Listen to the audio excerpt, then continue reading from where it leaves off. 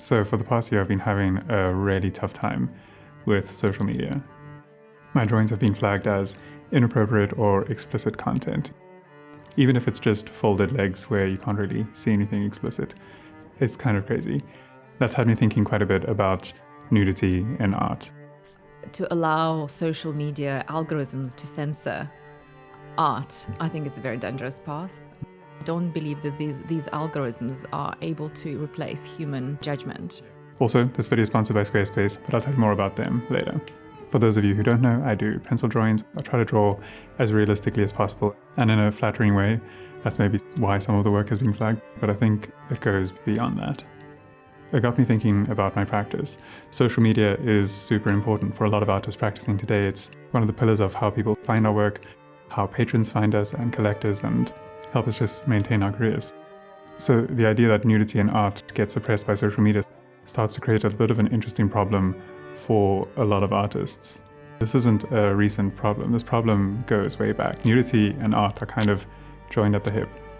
So Jess and I did some research on how far back this problem goes. Jack, I want you to draw me like one of your French girls. Wearing only this. Nudity in art has been around since art has been around, from cave paintings to ancient Greek and Roman artworks where they celebrated the human figure in the nude. But one thing that has changed over the years is the way that nudity in art has been censored. We've gone through a lot of different periods where there's different forces that feel affronted by nudity in art. During the Middle Ages or the medieval times, a lot of nudity in art, more in the Western world, started to become more associated with sin and shame, where artists would depict biblical stories like Adam and Eve's original sin and the fall from grace. The celebration of the nude figure made a comeback though during the Renaissance period, with Michelangelo doing works like the Sistine Chapel. Nudity here was seen more as an expression of purity and divine beauty. There was once again an appreciation for the nude, blending religious themes with the celebration of the human form. This trend seems to ebb and flow. There's so many cases of nudity representing something beautiful, and then whoever in power at the time might find offense with something. So Queen Victoria was a famous one as well, where she commissioned fig leaves to cover all the nude statues. Again, actually, during the Second World War as well, when Hitler came to power, he believed some artworks were an insult to the ideals of human beauty and had a lot of artworks depicting nudes destroyed, particularly works by Egon Schiele, which is absolutely tragic. Another big shift with nudity in art was before the 1960s, women artists were essentially invisible. And with the rise of feminism, a lot of female artists found their voice and challenged the conventional male gaze and objectification of women. But as much as progress was made in this realm, censorship inevitably followed, and it had a debilitating impact on these feminist artists' careers. So coming back to the digital age and the rise of social media, it led to new debates. In 2020, social media replaced art fairs as the third most lucrative way for galleries to sell art, and as the primary form of income for a lot of independent artists. Because now censorship isn't being pushed by any one power against nudity, but rather many different competing factors. For example, a capital incentive, or having something advertiser-friendly, or even just problems with moderating social platforms against explicit content. Any of you have a social media account? Yes. We have to take you away from the nudity paintings. We need to protect you against nudity, even if artistic in nature. This includes paintings focused on individual body parts, such as abs, buttocks, or cleavage. Thank you, thank you. A quote from Don't Delete Art is really powerful. It says, "Social media corporations have become cultural gatekeepers with unprecedented power to determine which artworks can be freely circulated and which ones are banned or pushed into the digital margins." And this leaves us with a lot of interesting choices. As artists or people who consume art, I think this will have a large effect on the kind of art that people create. In the online space with showing work, it felt like there used to be this sense of complete freedom. Under the banner of art, we could create almost anything and it could be accepted as art, but understandably that also creates a large loophole for really explicit content to reach the eyes of people that it really shouldn't, or find its way to sensitive viewers or inappropriate spaces. The problem is a really complex one. It's a really difficult space for all of us to try and navigate.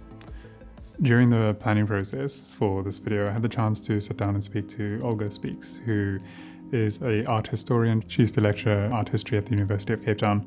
and is currently the director for the Association for Visual Arts Gallery here in Cape Town. So she's a perfect person to get some insights into this. She mentions what the effects of putting these guide rails on the kind of art that we consume. She words it really beautifully. Here's Olga. So if we're going to start censoring what goes online to the point of where only there is a certain type of artwork that fits certain parameters is available for us to look at, that's going to really impoverish what goes kind of into our minds and into our imaginations, and on which basis we kind of grow, and on which basis artists also develop their ideas and their own practices. So it has multiple impacts. Thinking about the consequences for online censorship is scary for me. My career has been largely built through the platforms on social media. So to feel like my career will be affected and my work will not be seen by as many people feels quite sad. This new wave of censorship is such a tricky one to try and figure out how to combat or to try and push against. And I think that conversation with Olga, again, was really helpful. She provided a bit of a glimpse into what a future might look like, where we start to, again, create our own spaces. I'm a big believer in doing small things consistently. Yeah. Over a long period of time. I think that to me is a more effective way to bring around change. And, identifying things that you can influence, whether it's you talking to your kids about something, it's you putting certain artwork on the wall, creating conversations around pieces that some people might find difficult or offensive, and engaging with them rather than shutting them down. But I think independent spaces is really important, and supporting independent spaces, both physical and digital. I don't know what any of the answers are to these questions that are starting to loom. Like, what will the landscape look like if work that can be displayed online has to adhere by certain rules? But I think it's an important one to start asking questions about. So let me know in the comments if you've had an experience where your work has been taken down, or how you've gone about showing your work in an increasingly closed room.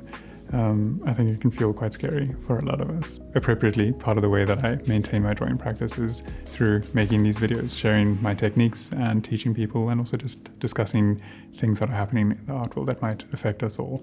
And so now's probably a good time to thank this video's sponsor, Squarespace. I've been working with them for a couple of years now, and they've played a huge role in my career. Early on in my career, I was looking for a beautiful way to showcase my work, and I didn't have time to learn HTML and to try and build a reliable website that had all the updates whenever they needed to be there and all those bells and whistles. I needed to show my work to make it easy for clients to find me and collectors to get in touch with me.